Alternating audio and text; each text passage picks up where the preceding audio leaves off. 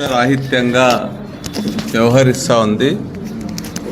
ముఖ్యంగా రైతుల పట్ల ఈ ప్రభుత్వం అత్యంత బాధ్యత రాహిత్యంగా ప్రవర్తిస్తూ ఉంది. వ్యవసాయం అంటే తన సబ్జెక్ట్ కాదు అన్నట్టుగా ఈ ప్రభుత్వం తీరు ఉంది.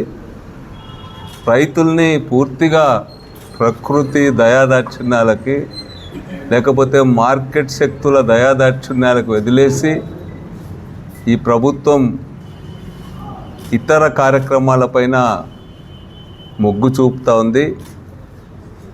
ప్రభుత్వం రైతు భరోసాకి అదేవిధంగా ఇన్సూరెన్స్ విషయంలో, కరువు మండలాల ప్రకటన విషయంలో, సున్నా వడ్డీ అమలు విషయంలో అన్నింటిలో కూడా నాకేమీ సంబంధం లేదన్నట్టుగా వ్యవహరిస్తూ ఉంది.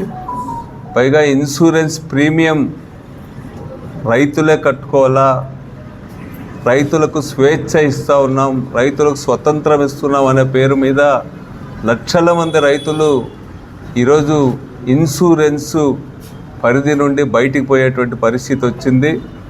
ఎక్కడ కూడా రైతుల దగ్గరికి వెళ్ళి ప్రీమియం కట్టించుకునే పరిస్థితి లేదు. ఇంతకుముందు దాదాపు 100 కోట్ల ప్రీమియం గవర్నమెంటే చెల్లించే జగన్ గారి హయాంలో ఈరోజు రబీలో అయితే 2%, ఖరీఫ్లో అయితే 2%, రబీలో అయితే 1.5%, వాణిజ్య పంటలకు 5% ప్రీమియం చెల్లించి తీరాల్సిందే అని చెప్పి ఈ ప్రభుత్వం రైతుల నుండి ప్రీమియం వసూలు చేస్తూ ఉంది.